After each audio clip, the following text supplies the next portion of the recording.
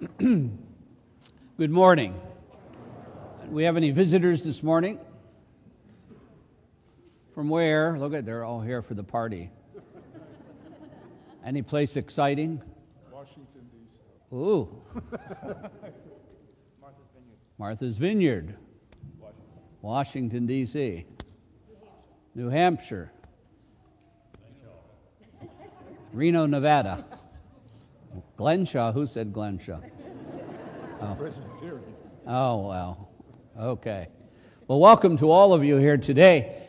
Today, the first Sunday of Lent, we have this interesting story in the gospel about Jesus and these temptations.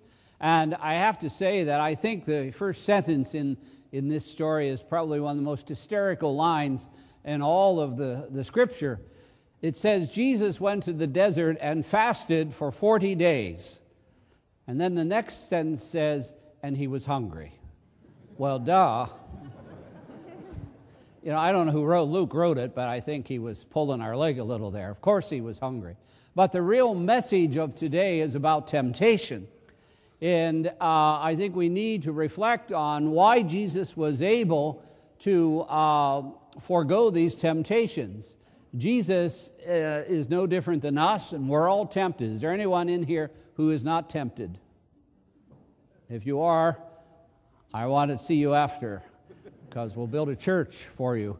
But the important thing to remember is temptation is something that we ourselves cannot hit head on.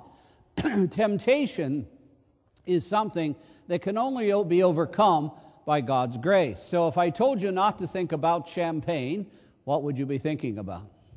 Champagne. Well, you do that to yourselves every Lent. How many of you gave something up for Lent? I gave up watermelon, as usual. But the point is this, that if you gave up candy, and you get up in the morning and you grit your teeth and say, I'm not going to eat that luscious chocolate candy that's there, all you're doing is putting it right in the middle of your head.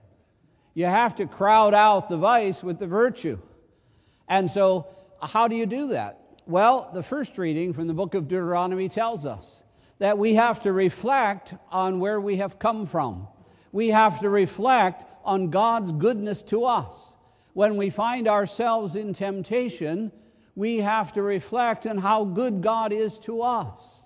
And in doing that, we divert our attention away from our personal struggle, which is only in our will, and we rely on the grace of God.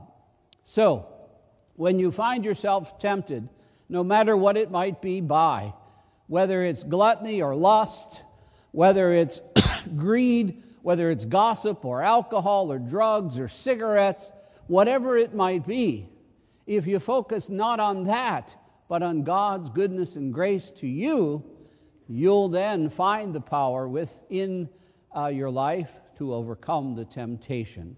Now, temptations don't go away, and we don't get new ones. The temptations you have now are yours, and they're going to be with you till the end. And I remember when I was in seminary, one of the friends in the seminary said to the spiritual director, when do the lustful thoughts leave us? He says, about 3 minutes after they drop the dirt on your face in the grave. We always have the same temptations, and we need to learn how to allow God's grace to work them. So as you and I pray today, as you and I come here as Christian people, let us not rely on our own will, because if we do, we're going to lose. That's why Jesus was successful. He constantly referred the devil back to the Father. He constantly reminded the devil of who God was. And if we could remind ourselves of who God is in our life, if we could constantly refer back to God's goodness to us, then the battle is won. But if we just grit our teeth and say we're going to do this on our own, you won't be any thinner at the end of Lent.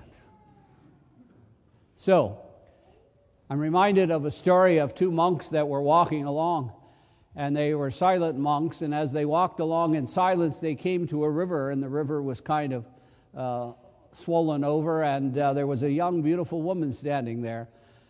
and looking at the river to figure out how to get across. And the older monk said to her, "Would you like me to carry you across the river?" And she said, "That would be very helpful." So he picked her up, took her across the river, and left. And as the two monks walked, about an hour into it, the young monk couldn't take it any longer, and he turned to him and said, "Brother, how could you do that? How could you touch that woman? How could you make yourself so vulnerable?" And the old monk looked at the young monk and said, "Brother, the problem is I left her at the river. You didn't." We have to leave our temptations where they are. Let's stop going back to them, and let us reflect on God's goodness. Let us do God's will. Let us seek God's will. Let us seek God's grace, and in seeking God's grace, then and only then will we emulate Jesus.